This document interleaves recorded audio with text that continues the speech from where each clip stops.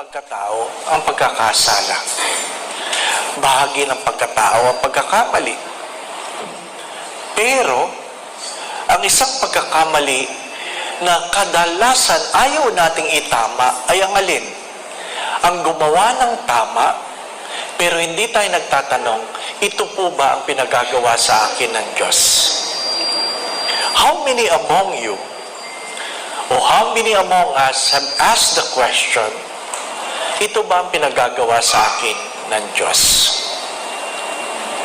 Nag-asawa ang marami, pero hindi nagtatanong, pinag-aasawa ba ako ng Diyos? May nagpapari, at pag nag-a-apply sa seminaryo, tinatanong ko yun, bakit ka magpapari?